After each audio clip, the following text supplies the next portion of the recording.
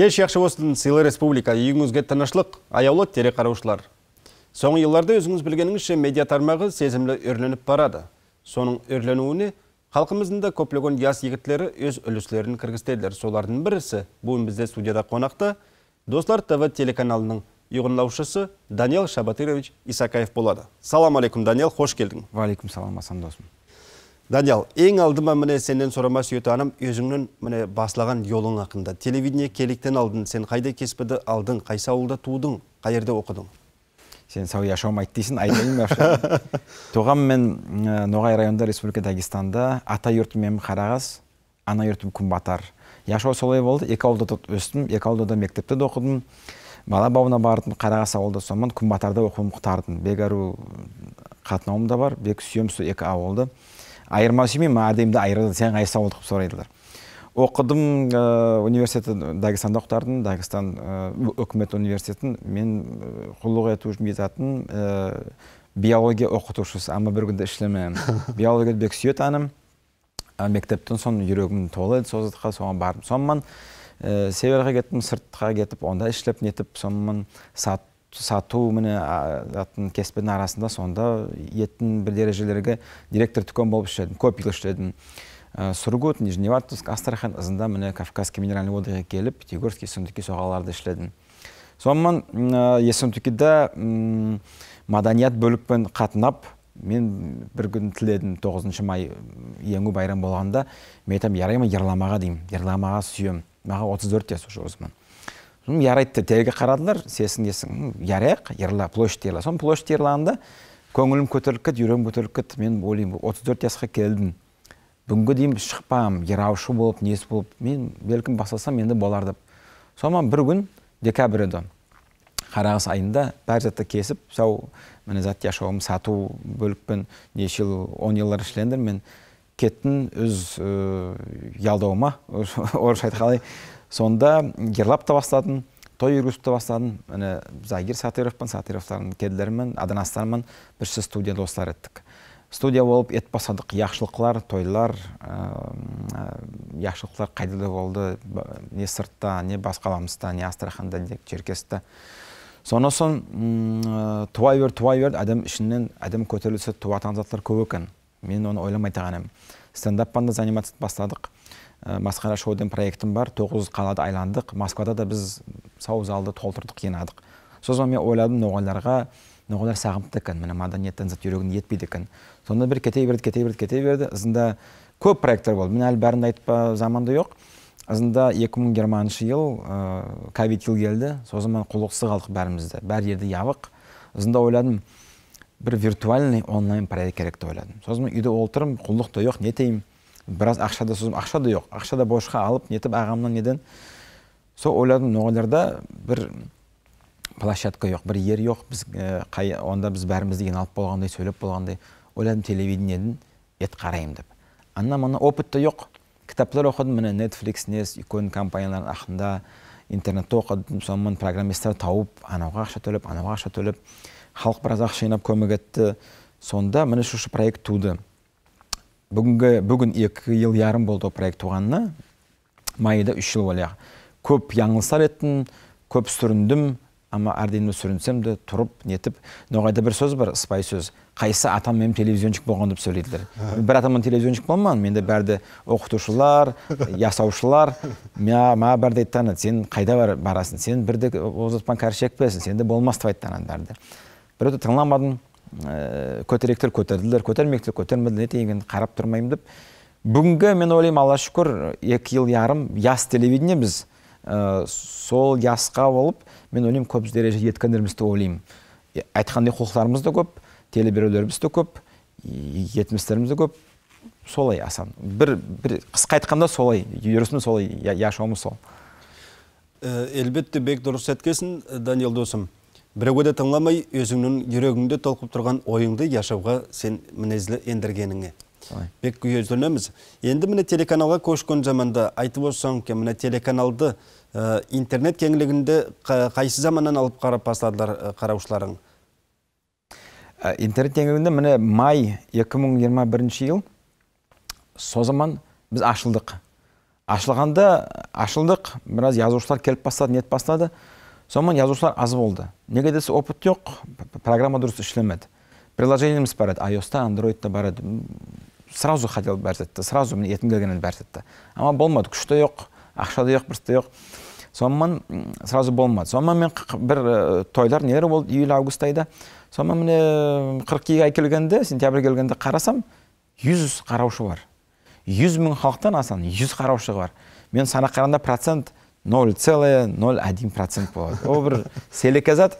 Созма шығып бір яман видео шештім созман. Соқтым. Видео соқтым, тойға баратыр едім. Ойлайм, бұл не болды? Мен онша ақша шығардым, миллионнан артық ақша шығардым. Күшімді шығардым. Басым ауырып нетіп, үйде өзім білем қалай еді. Әйелім біледі қалай болған. Сонда сол видеодан соң сразу бір күн ішінде 500 етім келіп қосылдылар. Біраз бетледім халықты. Оны етім келменеді, amma уже қалмады, басқа күш қалмады. Сонысын келді 2022 ел, әне ел. Біз ойладық, біз яңыстыру керек, бәр зәті яңыдан ету керек. Яң тыныспан. Яң тыныспан ету керек. Яңысымыз ен алып, команда яңыдан енап, бек әру площадка еттік. Кеділер бар әділер, міне районда да жүрдік, сіздің районда келдік, аннаманда бек көп құлдық еттік. Созманын алып, мен ойлайым, бір әру аяғымызға тұрдық. Созман теле берулерді туды көп, бәрітті туды. Көм проектларды еттік. Amma onda da bir yanlış şatu mine televizyonda var da efir. Knopka basasın, efir işleydi. Ol biraz internet sırasında sanalat eski satıp sanılады. Nege dese әл халық үйреніп басатыр неге? Кинопоиск үйреніп басатыр. Міне халық қарасы келмейді. Мысалы мен айтсам, кешке 8 сәтті береміз кино Асан Айманов ақында десем, халық айтады, мен 8 сәтті жоқ. Біреу тұрады Норильскте, біреу тұрады 500 адам тұрады Хабаровскте, мысалы айтқан ноғайлар. Біреу тұрады Уренгойда, заманымыз келмейді дейді. Ізінде әлді бір мен ойладым, маған халық айтыр, уже армадым, жоқ мен айтам, әлді бір тыныс алып, етем онлайн кинотеатр. Онда әлі, біз тудық, яңынан тудық, үш айдың басында, ән айдың басында, әлі эфир бізде жоқ, эфир вообще жоқ. Amma орнына каталог түсті. Каталогта ноғай тіл, кинолар, спорт, не білеймін, айтулар, халық ауызлама яратушылығы, көп зат фольклор, халық өзі-өзіне сайлап, не сөйт соны заманмен қарама болады. Ем оғы қосып, радио деттік, радио бізде бесплатный, қайда болсаң да радиоды кнопка бассаң, интернет, айлақ күші интернетті керекті ғой. Мәшіне тыңлап барма оласын. Телефон тымса да радио ішлей береді. Радиода 24 сәт суткада айламып тұрады ноға ерілдір. Соғылықтар етілді. Енді мен ойлайым, енді көп түрендірім кермей, негеде күшті жоқ. Үшін айтсам күшті жоқ, көңілді жоқ. Amma енді орнамыз контентқа, материалға, енді соғымыз келеді яң теле берулер, яңы затлар. Площадкада түрендірім кермей, негедесе площадка қайдай бүгінгі возможный саулай. Басқа айтқанда бүктімсім келеді, асан ықтияр берсің, Россияда, Орыстардан басқа халықтарда жоқ бұны езат. Ноғайлар еттілер. Біздің өзіміз республикамыз жоқ, біз сөйлейміз бір-бірде. Ноғайда өзін онлайн кинопоискіңіз бар. Бізді Ахмет Ялыков оғын айтқанда, өзім айтқаннан бір мастағатыңыз беріңе. О айтты, мен бек сүйінем деді, бұл кинопоискінама артық деді. Мен кіріп, ноғай яшаудың ішінде кірім деді. Не сөйім соны қарайым. Тарих болама, тіл болама, маданият болама, сәниет болама, бәрін қарайым деді. Сол көрі ойлайым созыққа еттік. Енді құлығым яңа телеберулер соқпаған. Аперім, бек дұрыс айтасын, бүгінгі яшаудың талапларына жауаплайды сен түзген Достар ТВ телеканалы. Міне айтқандай сен онлайн кинотеатр ашқасын. Озат незатпен басқаланады бүгінгі міне қараушы қайтып баға береді созатқа? Қараушы бек баға береді, сол айтып кеттімді, неге десе көбісі қаралмай қаратанады, айттанады. Сіз 8 сәтті бересіз дейді, ноғай тіл мысалы айтқанда. Менің балам ұйқылайды о zaman дейді, өрен өтеді. Нәлес айтады, 4 сағат басқалық бар. Ол жанында қаралмайды. Қаралмайды заманда.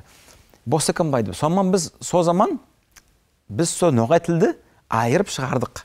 Сосын мен айттым, міне енді бір yazығмейді балаларға, ойлайм, міне жүрегім соның үшін ауырайды ноғай тіл сөйлемеңге. Мен айттым, ноғай тіл қарама оластып. Сонымен қарайым, бәрден құр ноғай тілді, мысалы ясикондар, біз анауын ерін тыңлам келеді дейді. Мен анауын ерін тыңлам келеді дейді. Ойлады, қайт табайым, мен айтым, тау болмайсы, ақай, оны қарап тұру керек дейді. Жоқ, мен қарап тұру болмайақым деймін айтым. Соға көрі ойлап, мен ойлайым, әлді бір тынысын алып, терін тыныс алдым да, терен біраз со бая ақша керек еді, соға таптық, неттік, еттік. Өзім мейрамым бар еді. Кедер ма көреді, сен тойдан тапқан ақшаң соға шығарасың. Мен айтам, бұл мен орысша айтқанда детище яшауым, бұл мен күшке балам.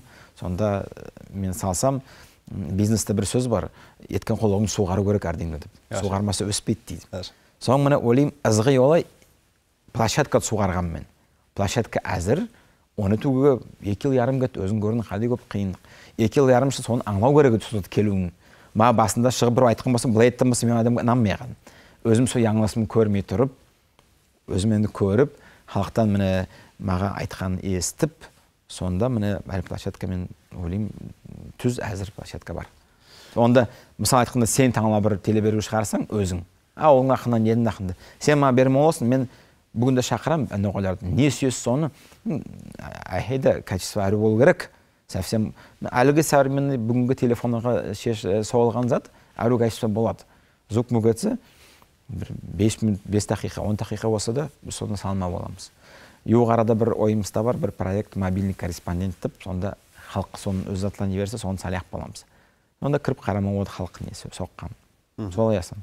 Елбетте айлақ қызықлы онлайн кинотеатрда сен айтатан барды игі проектлерің, мен білемен алдыда сенден тек көп етлі құлықларың бар. Даниал досым айтты, міне бүгінгі күнде сапатлы медиа контентті түзер үшін медиа продукты незет етпейрек, сен ойыңа көре?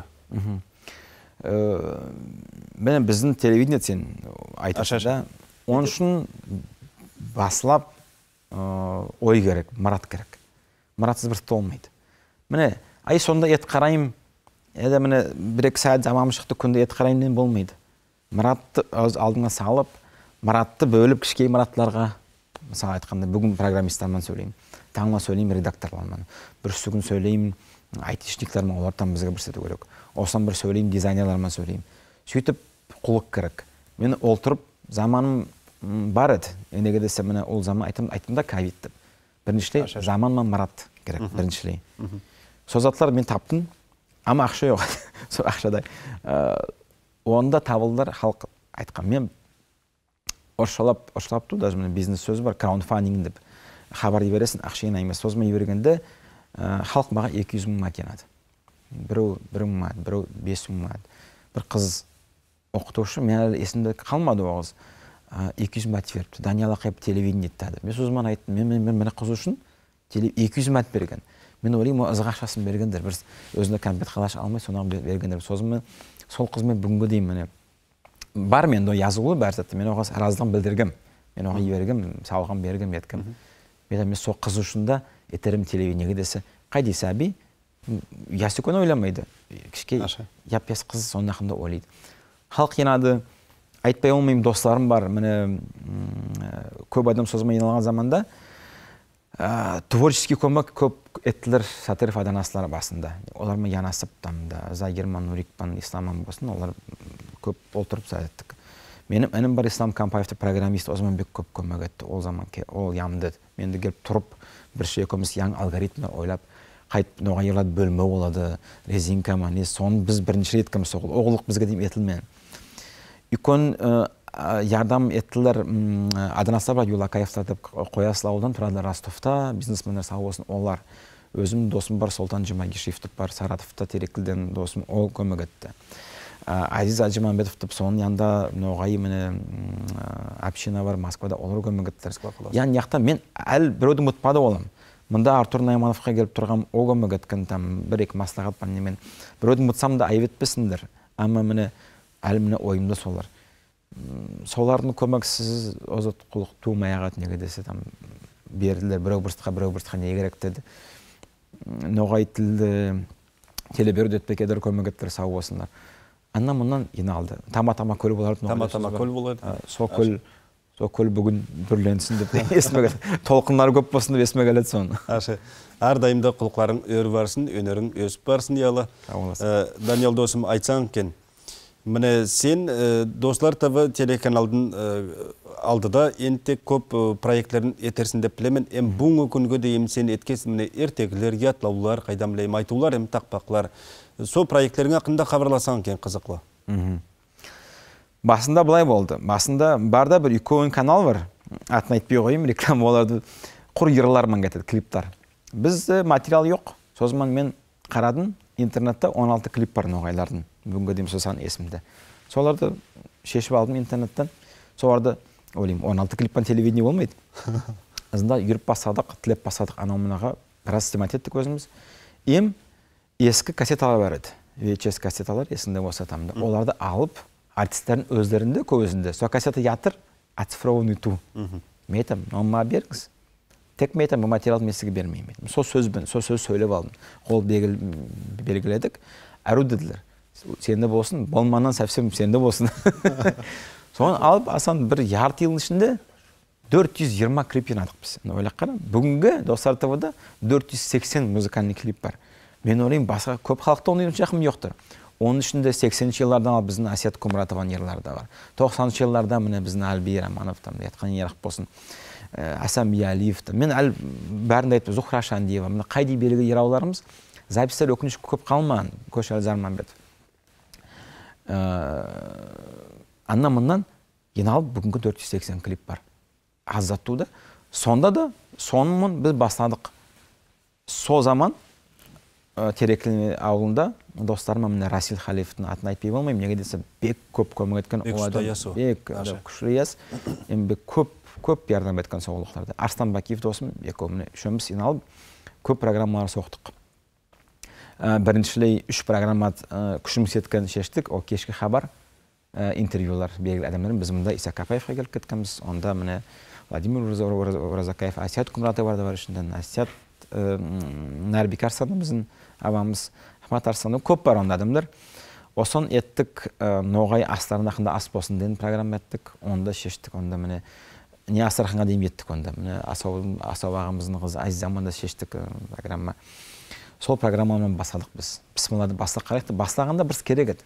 Егер де мен қарап тұрған болсам, менде міне 9000 программа, бұл проект ашылмай ағады.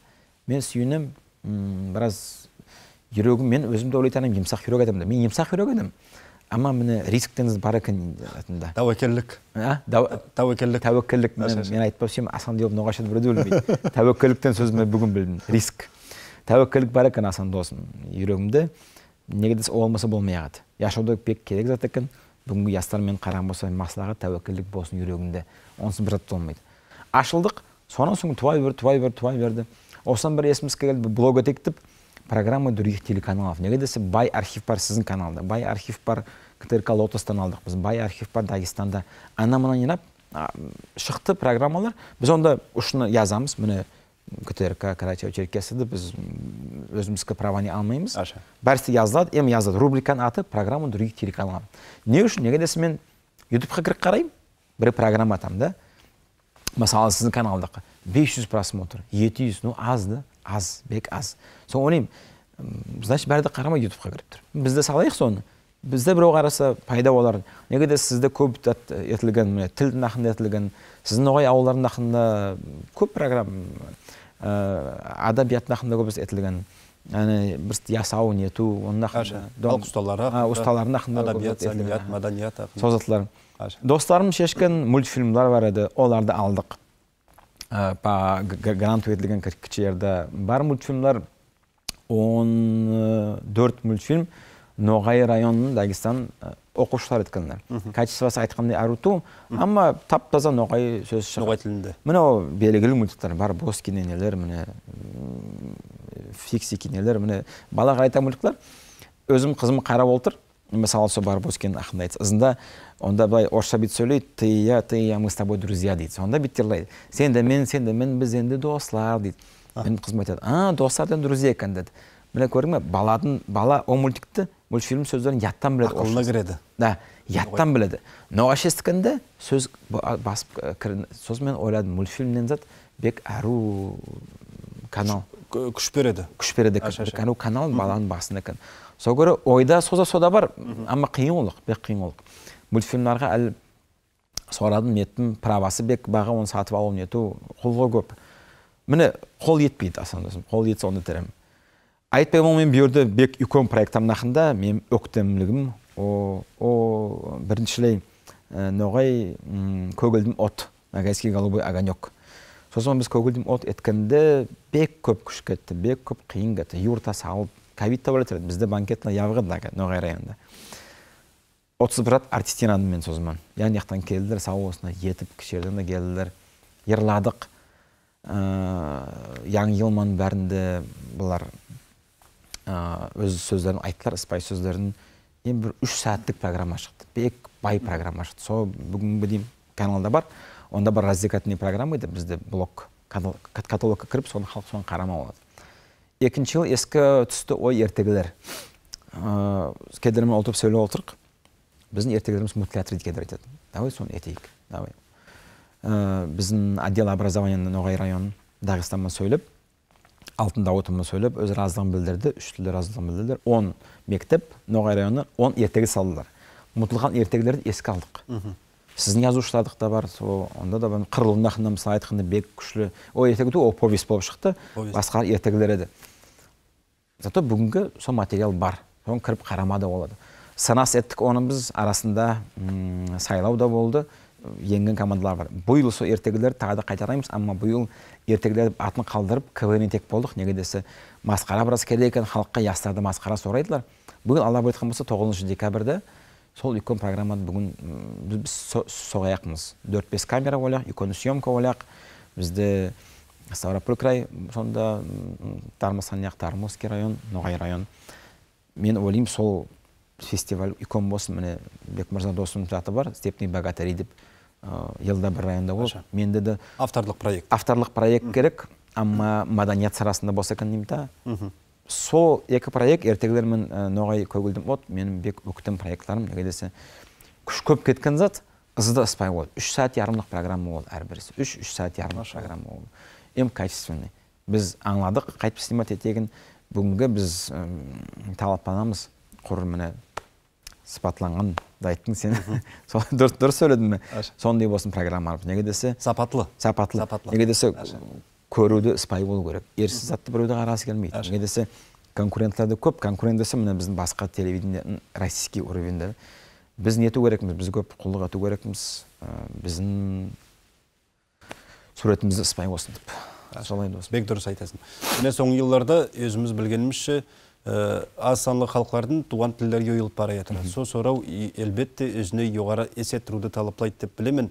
Сөйткөн заманда міне bizim телеканалда да, сіздің телеканалда да, қайдам газета, журналларда да, баспамаларында бәрі яқтан да біз көп күшімізді саламыз. Міне сен бөтенді икон проектлер ететірсін туған тілді сақлауға қаратылған. Міне тек нөйлерде де айтулар емі тақпақлар дейін проекттің яшауға енді машала. Міне яңларда біз көріп тұрмыз, ятаулар дейін бір ару конкурс еттің сен балалар арасында. Міне соны ақында ашықлап айтсаң кен, қайсы региондардан қатынастыларды, биыл қатынасушылардың саны көп еді ме? Телеберуден басқа етеміз онлайн проектлар.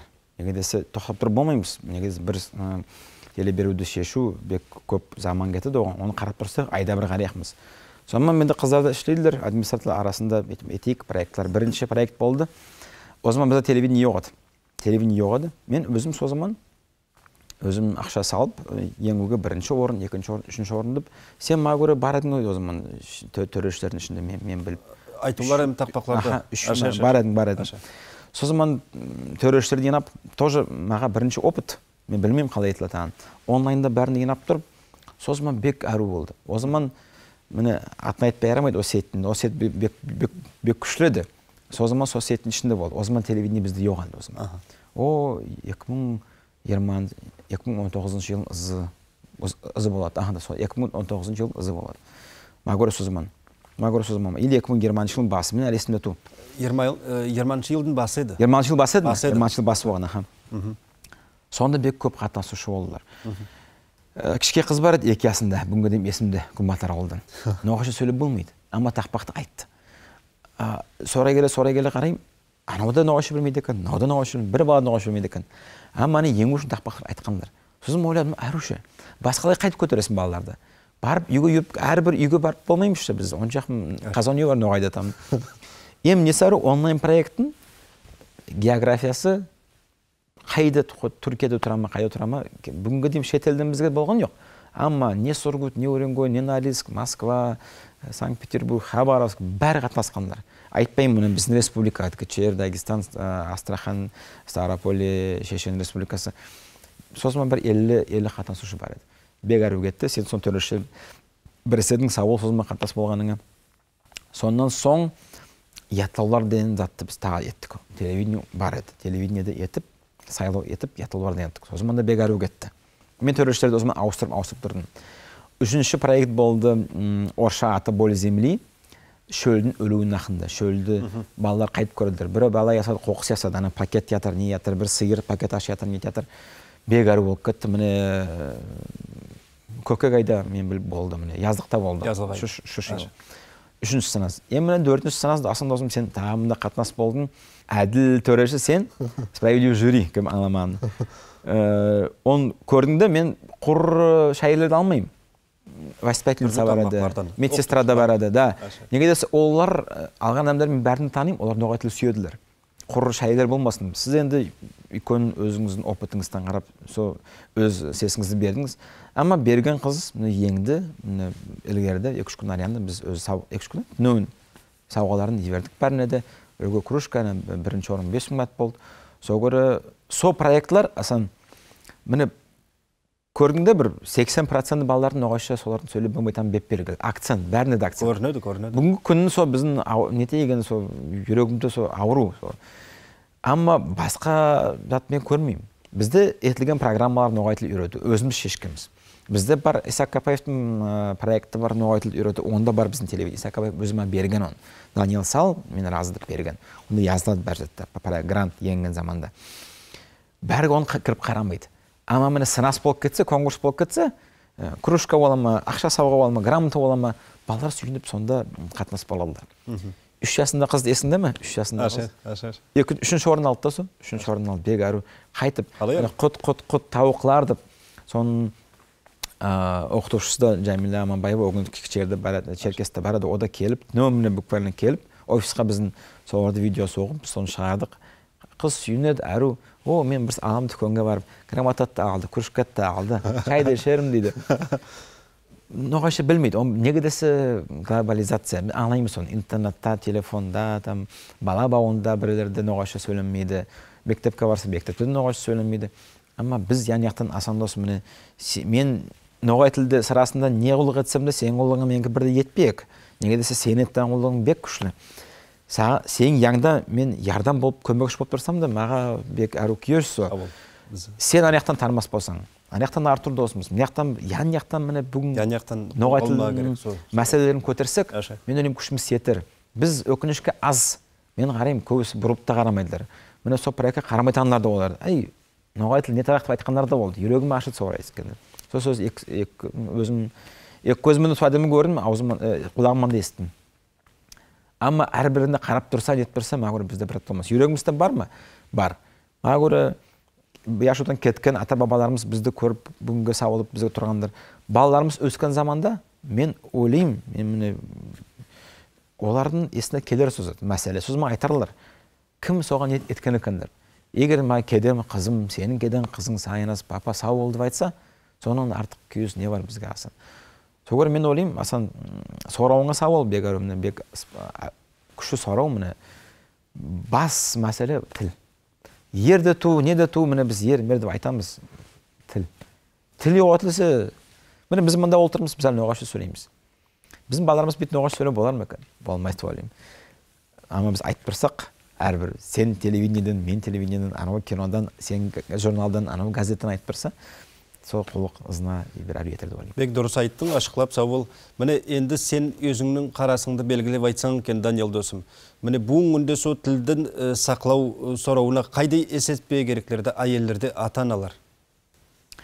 Ілгерде экономист конференцияда болдық та, міне әнейма Черкесті. Созыман бек көп ақыл зат сөйлер, о zaman министр да бар еді, ректор да бар еді.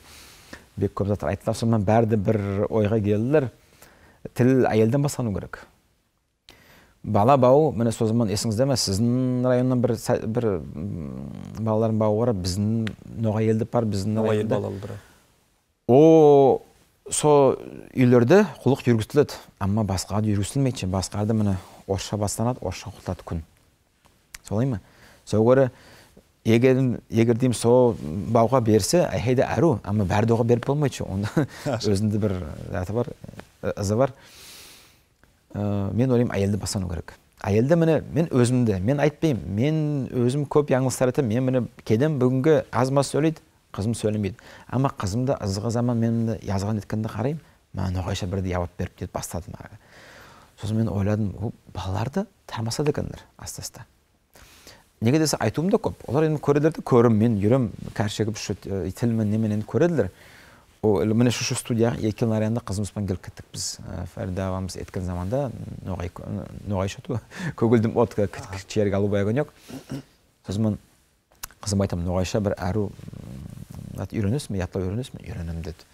Сосын үйреніп, сонымда айттық. Со да бір дереже. Кішке жаным, тама деп айттық сол.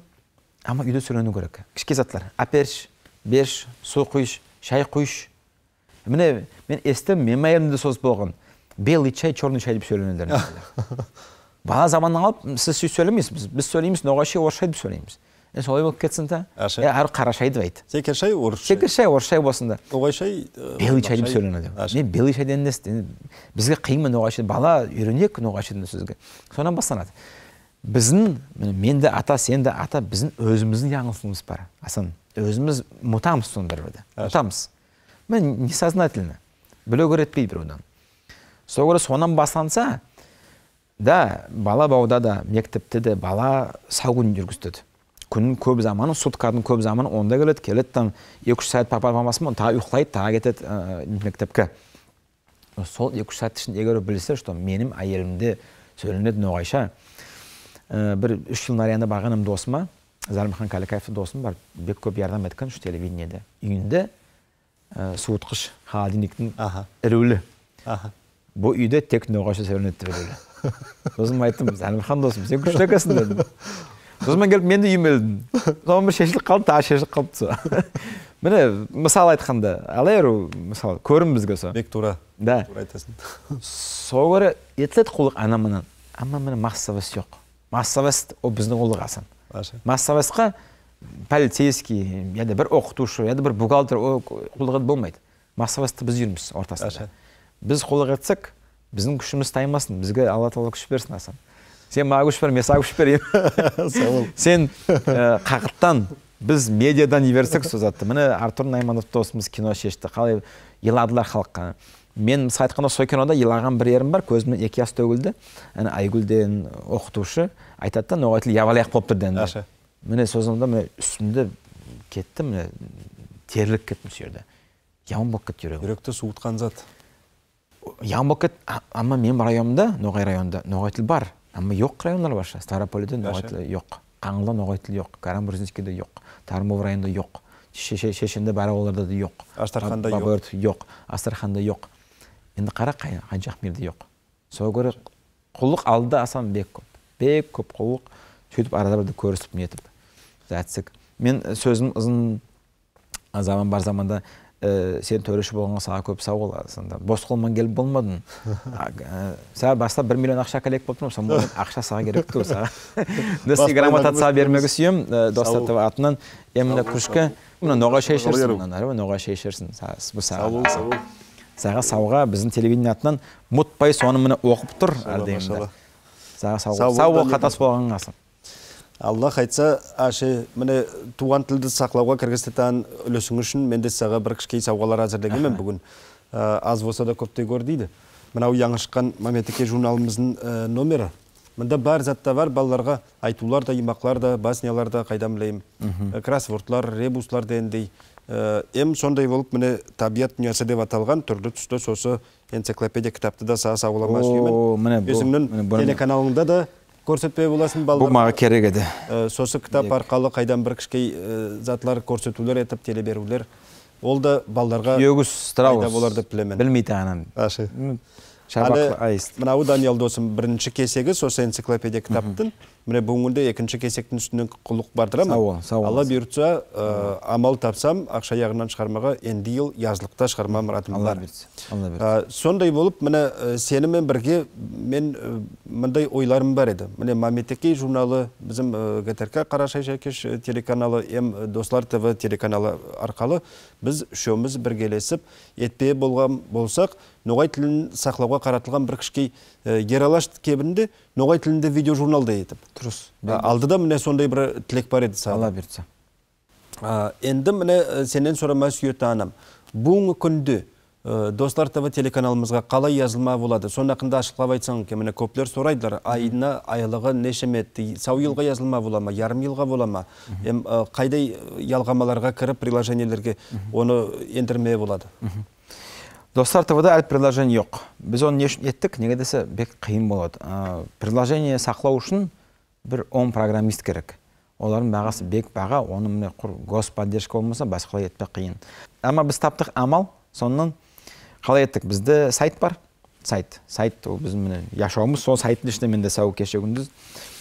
Даже былай масқарлап айтқанда бастап сайтты сатып аласынша, атын сатып аласын. Айтады, dostar.tv.ru деген бар дейді.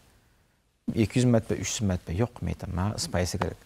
Dostar.tv керек, мен айтам. О, баға дейді. Ақшасын айтпай қойым, алам мен дейм. Неге десе халыққа тыныш болайық. Dostar.tv тыныш болайық. Ру десе біраз бір басқарға да ұқсайды. Сол заман алып бастап, мен бірімні тағылып анам спай етпе, биян аты да спай болсын, кебі де спай болсын сайт. Неге десе сөyle айтып кеткендей, конкуренттер да бар, басқа каналдар да бар. Міне премьер, и венедіп бар да, кинопоиск. Онда қарасында аман ауда болу керек. Бізді әлі былай, бір айға yazылу 199 мәнет. 199 мәнетті міне кафеге кірсің, обедті яртысы, білмеймін. Бір күшкі шаймен бір пирожок, 2 мороженое, мен сөйтіп әрдейімді айтам, еді міне московский аэропортқа кірсің, шайға де етпейді. Шай 500 мәнет. 199 мәнет. Соны өкінішкі біреулерді баға көрілдір. Ама мен айтам, бізде господдержка жоқ, біз госпрограммату, мен ИП Исакаев Данияр Шабатович, мен оны бәрісті юридически жазылу. Мен налог капка дейм төлеймін. Неге десем, бізде тірақша жоқ, наличка жоқ. Бізде бәрі кетеді через компьютер. Бізде әрбір кәпігін үшін налог төлейміз. Бізде бәрі зәтті таза ояқтан. Сол көрі біз яшаймыз, емі яшаяқмыз халықтың көмегімен. Халық су телевидение болсын деп 199 мәтін аямай. Мен міне көп достарым бар, Асан, инанбассың. Міне мысал айтқанда 10 адам санасақ, 10 адам ішіне 7-ау телевидение қарамайдылар. Біреу вақтавик, біреу қырда үйрет, кетеді там жатып кетеді. Біреу там білмеймін, біреу де Москвада іштейді, там да изоляцияда іштейді. Сәугі мен жоқ дейді досын дейді. Кешті бір ертім алсам танайым дейді. Мен дейді, картам қосып қойым дейді. Ярдам болсын дейді. Неге десе мен балам өссе дейді, мен хотя бы соны айтаяқпын дейді. Жоқ, мені көмек еткім айтаяқ, мен yazылғам. Ама өкінішкі бар, yazым айтанлар бар. Жоқ. Например, бізде функция бар, удобный функция. Бір yazылғанда, онда галочкады шешпесе, онда yazылады. Включается автоплатеж деп. Несі әрі он? Ай сайын сен кіріп оны созып отырмайсың. Өзі ай сайын, о, законный зат. Шотыңнан әкетеді. Әкет тұрады. О зат Ивиде да бар, о зат кинопоисте да бар. Ивиде 500 бәт сайт қылында. Netflix 800 бәт сайт қылында. Әкет тұрады соны. Мен өзім соны екеуіне подписан. Мен киноларды қарайым. Иностранша, басқа тілінде киноларын қарайым енді. Мында әкет тұрады, соны әкеткенде біреулер болады, үлкен құшқыш көтерілдер. 199 мәт әкетті. Мен айтам, абай, сізді ярғыламаңыз, бізді байымауыз, қайтарамыз. Олма біреуді ярғылып, біреуді байдату. Байдату ше. Сау ай доступ Ногайскому архиву. Доступ Ногайский архивқа 199 мәт. Кафе кіргенде оғын келділер, соға хабар кеткереді, біреу бағатып айтты. Сонымен кафе кірділер соғыдыр, янда олтыредін. Шот әкелдір, 3 мәт шот. Таласадылар, мен төлейім досым, мен төлейім деп. Телевидениеде баға дейділер. Мен создыққа бек үйрегім, Асан досым ашиды. Сол көрі бүгінгі дейін бізге жазылу бек. Міне, телекараушыларға айтайым, dostar.tv деп yazсаңыз, Яндекста, Хромда, қайди браузерде yazсаңыз, арияғында оның бәрісті yazылады. Бастап кетеді регистрация, номер телефона, пароль, ойлау керек өзіңе, басқа адам кіріп болмасын деп, осан келеді на оплату. Карта номер yazады, бәрісті законны. Келеді Сбербанктан, яды басқа банктан келеді SMS. Сіздің ықтиярыңыз сұрайды. Сіз разы ма? Шығармаға 199 ма? Сіз разы деп басасыз, кнопканы басасыз. Бір затта бит кілтіріп, тартып, етілдеген зат жоқ. Бүгінгі, міне Достар ТВ ақша түседі, өз-өзін сақлама болады, енді біраз соңынан қалады. Біраз десе де бір 20-30 мәт қалады, Асан. О, көп ақша туды ойлаймын мен, біздің, мен сауғын сонда үйрем. Деңізде бір тамшы. Да, деңізде бір тамшы. Мен құлықшыларым бар, мен программисттарым сайтқында Владивостокта яшайдылар. Бек бағал программисттар, ама ару программисттар. Бізде сбой не болмайдылар. Мен басында яңылыс еттім, қолай программисттармен сөйлеп, қалай көп ашып қалған, не көп мен сөз естікем халықтан. Бүгінгі ол мәселелер бәрде шешілген. Сонымен жоқлар, 2023 жыл біз яңы Достар ТВ бетін ашамыз. Ноғайлардан ноғайларға Достар ТВ. Радио. Ondan da көп түрлі телеберулер Достар ТВ каналда. Болды ма, Тимур? Әлі соны бір айтыр деу, өзің телевидеосын бездіртті деу. Халық сіз үшін. Бездірме, айып өтпіңіз.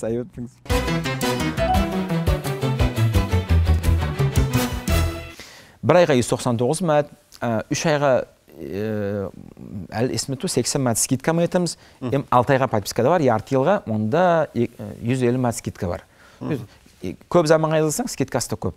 Yazылу сол көрі қиын тұ, міне бүгін бәрінде шақырам. Қиын зат ту со. Бізге міне өз яңыстан бір ярдам етек болсаңыз, міне телі беру, екеуміз отырған кеш жақшы болсын республикадан просто так болмас екен, бір пайдасы болса екен. Шақырғанға сау ол, yazылса екен халық. Міне достар.tv, басқа бір атты білу керек тұ бақында. Сөйсеңіз, мен сізге еверейін, мен номерім көп адамда бар, еверейін процедурасын, amma міне әлі барда міне түкөнілер, вайлберис деп, онда қиын өзің регистрация ету, чем біздің достар ТВ-да. Біреулер айтады, ма қиын. Әрбір адамда баласы да бар, немересі де бар, ені де бар, ауылдасы да бар, ястар үйретті ауылдасы қайтсы да. Айлақ болмаса біздің телефонымыз бар, біздің администраторға звонт етпе болады, ол онлайн манет көмек етпе болады. Сол yazылса, мен не үшін соны айтам, артемді ауызым тағалды соны айтпа. Yazылушылар көп болса, программада шығарайқымыз жасан. Міне әлі келе етіған проект ертегілер, мысалы айтқандар, бізге оға бір 200 мың бат ақша шығаяқ. Енді ойлаққар, о ақша қайдан келу керек? Қайдан келу керек о ақша? Біз о операторлар, нелер тамда декорациялар, нелер бар, о баларды әзірлеу, әрбір алымын жүріп, о КВНіміз әзірлейкіміз. Редакторлар бар, достарым бар, нелер бар. О бәрзетті ету керек. Афиша, мафиша, соғыстыларға ақша керек.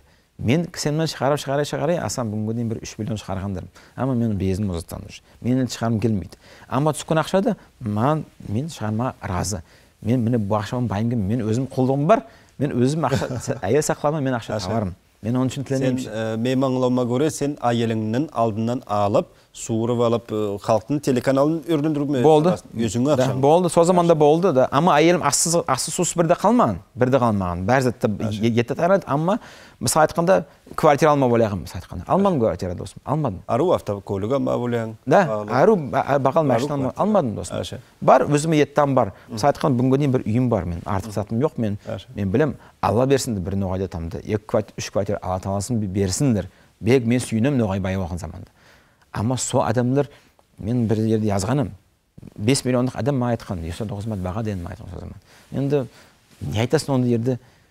Сөзім жоқ, кетіп қалды. Даниал досым, мен шекленмеймін ондай затларға, не десе бизнеспен кәрлеген, епшілікпен кәрлеген көп адамдардың жүректерінде патриотлық сезімдері отлары жоқ, янмайды со елтынулары. Міне бізді қайдам газета, журнал, кітап шығарамыз де, міне көп епшілермен айқасқан заманда олар айтады, сізде де өзіңіздің бизнесіңіз, өзіңіз аяқ үстіне тебенлі баспа боласыз дейді.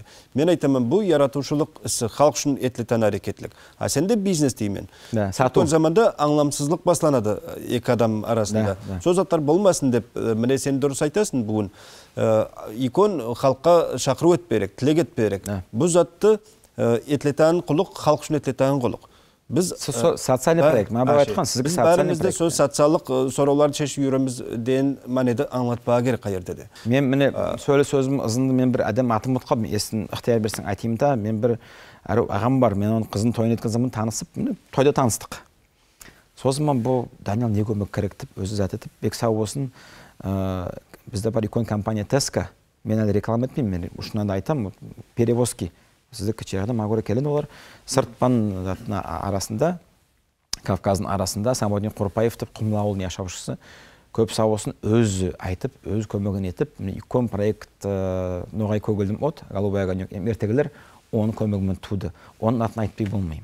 Сау болсын, сау болсын. Сау болсын. Ене сонда егіттер... Міне біз бизнесмендерді айттық та, бұл да бизнесмен, икон бизнесмен. Ама жүрегінде юртшылық бар. Аша, ноғайшылығы бар. Ноғайшылық, юртшылық бар. Юртшылықтың патриотизмі ма айтылар. Ұшын болса ярайды. Соғысқа мен сүйінем, бәрі бизнесмендерді сондай болса екен. Міне бизнесті үйрет, ама садақасы да бар. Халқында ұмытпайды. О да көреді, мен ақшады кісеме салмайтын. О көреді, о міне проект Көгілдім отқа 350 мың шыққан. О көреді, осы шыққан. Мен о заты кісеме сал болмайымшы, оған мен бірін тау керекміші. Сау болсын Самодин ағам соу көрі. Міне Даниал ағай, Даниал досым, Аға еттім сені. Мен аға еттің. Мен сенен бір ясы көн? Жоқ, 82-ші. Білемен. Даниэл досым, айтып осың, кеміне алдыда, endide қайдай проектлерің барды яшауғандыр, мен не затлар ойлайсыңды? Алдыда бізде онда бір блог бар. Телеканал Достар ТВ-да. Фильмі деп жазылды. Ама фильмі мұнда документальный кинолар. Мен міне Артур досым бізге көрім болды. Мен кішке я сериал, я бір кішке короткометражный киноны шығарырдық. Неге десе, кинодан затты Артур досым көрсетті, халық қарайды екен. Содан сағымтты екен. Кинотеатрға келділер. Не Кечерде, не Дагестанда қайда көрсетеді, халық толып келеді. Міне біз айтылатын құлықтарды кинодан көрсетсекіміз деп ойлаймын мен. Кино қайда болмады болады, кино документальный болмады болады, кино художественный болмады болады, кино сатирмада болмады, кино болмады 10 минутқада. Яғни айтсақ, сен ералаш деп айттың басқа айтқанда. Ералаш дегеннің етіміз бар, міне әдімге еті бар. Неге десе, әдім видеоман орысша сөз бар, клиповое мышление деп әлгі ястарда. Клиповое мышление. Кесек заман ішінде оларға еткірме болады. Сен тілдің ақын еткірсің, сен ералаш деген затың маған бек қарайды. Мысалы айтқанда, белкім соңмын, яң жылдан соң отырып, әтедіп, соның акадерімізді олейін бір затқа асан. Сол видео проекттар шығарым келеді. Әру суретпен, качественный видео проекттар шығарым келеді. Сол зат мен олейім ойымда. Ең бұйыл мен ертегілер тетсік, бек зат болар еді олейім. Ең мені сол айткетінде мобильный корреспондент. Мысалы айтқанда, Сарысуда, Сургутта бір байрам болады. Біз корреспондент веріп болмаймыз Сарысуға, Сарысуға вермеді боламыз да, Сургутқа веріп болмаймыз да. Сонда біз айтымыз келеді, что ерінде бір корреспондент болсын, телефонға шешіп сон, бізде бар yazылған не ету керек, не yazу керек, оның ақында қайдай талаплар? Қайдай талаплар 10 секундылық бір 10 видео 10 секундылық берсе, онан уже бір шығарма болады. Сен өзің білесің да, сен мен артықта білесің. Сен оң телефонмен мен білемін, сен қайерден есі қысқа сюжетқа соз етеді. Соз етсекіміз міне халықтың бөлімі болады, соның ішіне халық кіріп қарама болады. Бүгін байрам манда болды екен, бүгін байрам манда болды екен. Созатлар етпеді ойым бар. Міне айтып осыда, сенде міне штатта неше адам істейді сенімен бірге, сенің ярдамшыларың кімлерді? Бизнесте бір термин бар, аутсорсинг. Аутсорсинг деген штатта олар ту, ама керек заманда біз оларды алып, ақшасын төлемін сөйлеп, сөйтіп іштейміз. Біз әлі, менде офисте отыратан бір қыз.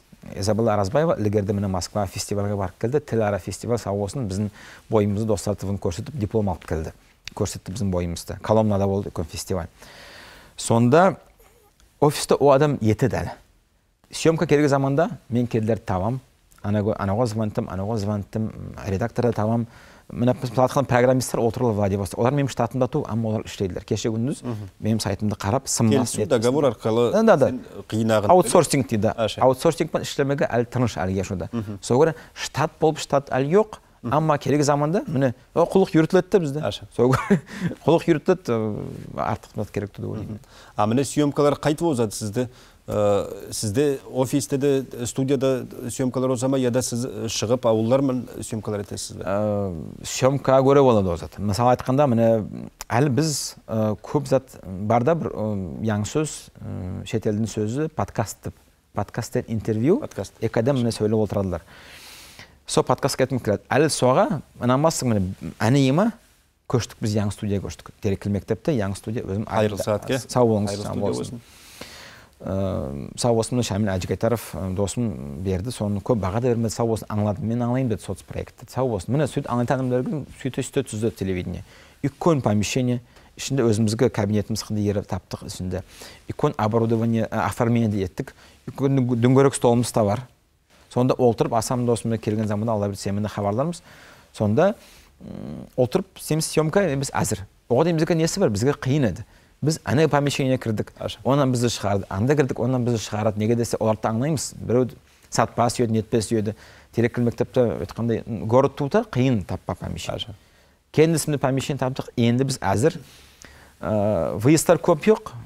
Ішті съемкатерімізді шақырсақ бізге тынышты олаймыз. Неге десе, свет, мед, бәржетті өзің білесің, осыдан мәселесін. Шетте затларға, қырда затларға мен ойлаймын, мобильный корреспонденттен программа көмек етер бізге деп ойлаймын. Халық өзетсе бізге тыныш боларады. Ішінен оперативно болады бәрсіді. Аңламлы. Даниэл досым, енді міне сөзіміздің, хабарымыздың соңын тамамлай келіп, міне қараушыларға қайдай сағынулар етпе сүйесінді халқыңа? Тілді сақлау үйенілісті, телеканалмен тар байланыс тұту мұратта. Біріншілей, мен тілеймін, жазылсындар. Құр біздің каналға ту. Бізде бар шөл тауысы, бізде бар ноғай тауысы, бізде бар міне Мәметеки. Сыпайы журнал, мұндай журнал ету, асан оның үйінде ясамайды солай ма? Сүйде ясамайсың да ма? Бұға типография керек, бұға көбәтіп іштеу керек. Міне мен әлі 4 проект айттым, медиа проекттар солай ма? Артық бізде жоқ ма көрі? Мен біліп жоқ. Білмеймін, анда-мында бар болса. Солар яшап тұрылар әлі. Солар тегеран яшайдылар. Әнімнеді яшайдылар. Неге десе yazушылар аз. Соға yazыңыз деп икон тілегім бар. Менде яңыларда группада бір адам санады, соның бәрінде қос санағында, соның санамы етті, міне бір достармен бір кафе барсаңыз, бір елға бәрі затқа жазылу, 4 затқа жазылу. Сен ойлап қарасың, сол бір кафенің заты болды. Сізге қиын ма дейді, бір елға дейді, сол бір кафенің затын беріңіз та, ашамаңызда сол күн кафеде. Зато қолыңызда журнал да бар, қолыңызда газет та бар, телефоныңызда телевидение да бар. Телевидение телевизорға шығармауды бол. Бірінші тілегім сол. Міне сіз әлі міне программа телеберуді қарап, айтар, ай, сөйлеп тұрадылар, көп сөйлейлер деп. Мен ойлаймын, ол ноғай деп өзін айтып болмайды. Ноғай дейсі ме? Байрақ көтеріп, қышқырып, нетіп жүрген, о ноғайшылық ту, асан. Ноғайшылық па? Ол ету. Ұшыманда ету құлық. Міне екіншілі мен жүрегімде бір ярам бар, маданиятты көтермейділер әлі. Мысал айтқанда, бізді спорт бөлік бар. Бізді онда Альберт та бар, бәрі да бар. Мен өзім оларға қош етіп алдым, ол районнан еді. Бізде бір спортсмен негесі тамда, бәрі бауылама, бокс балама, алдына мәшілдермен шығып, Yolğalar. Moş, мәшілдермен шығып, бе әгір Алласы берсін, түп дұрыс едес. Ама маданият. Асан, сенің алдыңа бір өсама шыққан ма мәшіммен? Біз 18-ші жылда Международный кубок КВН еңдік. Артур Досымовпен, Әлібек Кайлакаев, Замир Султанбеков, Нарбек Шибаев жатқан ерік болсын. Барып, Тимур Нұрлыбаев, 6 кәде болып, өзіміз ақшамызға барып, Приора, тонированный ту, кондиционерсіз 3 күн Астана дейін барып, ауырып қайтқамыз. Бірінші орынды 10 команда 6 шетелден келдір. Монголия, Турция, Өзбекстан, Кыргызстан, Қазақстан, Россия. Россиядан татарлар да бар, башкирлар да бар еді. Түрк тілінде бірінші орын ноғайлар алдық. Қалай ойлайсың, бізді біреу сама алдыма қош етіп? Жоқ, мен үйіме келдім. Мен үйіме келіп, кіріп, бір анам мен, бір әйелім болды. Болды, Асан. Неге маданият көтермейділер? Дұрыс айтасың, маданият әрекетшілеріне ондай икон жоғары есептілмейді. Жоқ. Амма 20 жылдан соң сол адамдар айтаяқтылар. Еткім болса кім сынауға кішкейін. Сый. Ама біз біраз көт екеміз. Міне, біреуді затпен. Қарақалпастанға барып келдік, Асан. Қарақалпастанға 35 жыл қатына болмаған. Сауғаларды өзіміз ақшамыз қалдық, сауғаларды. Валерий Сеперш бір сауғасын 2 бөрік берді. Енем бар, оқытушы күн батар болды. Сонан кішке кигіз алып, өзіміз самолетқа төліп, сол груз үшін, елтіп, ноғай халықтың атынан деп бердік сауғады. Айтпадым, менен берем деп. Министр культурамен көрсеттік. Зампредседатель правительствомен көрсеттік. Бұл айтқанда күйес ту ма? Қалай ойлайсың, қайтқанда біреу сама шақырды ма, сұрады ма, Қарақалпастанға барып келдіңіз, біреу шақырмады. Міне соның ерледі, Асан үйрек ашиды. Амма бұрылып қарап тұрсам, әрбір сондай мәселе әрияғын кете алмайқым деп ойлаймын. Сол көрі бұрылып қарамайым.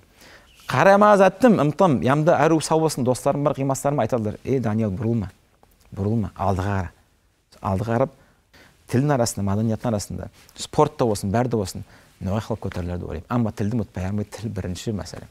Өткен жолға артқа бұрылып бірде қарама, бек дұрыс айттың. Бүгін сау икон разылық білдіремен саға бізге студия келіп, біздің телекараушыларға ашық етіп, өзің телеканалың ақында туған тілді, маданиятты, адабиятты, имсаниятты сақлау енуді етлетан көп мәнелі құлықларың ақында хабарлағаныңа, біз сені ен-тентті қош көріп, йолығып аларымыз деп білемін алдыда сөз студияда. Мен болсам, сыйлы телекараушылар, бүгін сізбен аманласамын, тағы да бір емаға.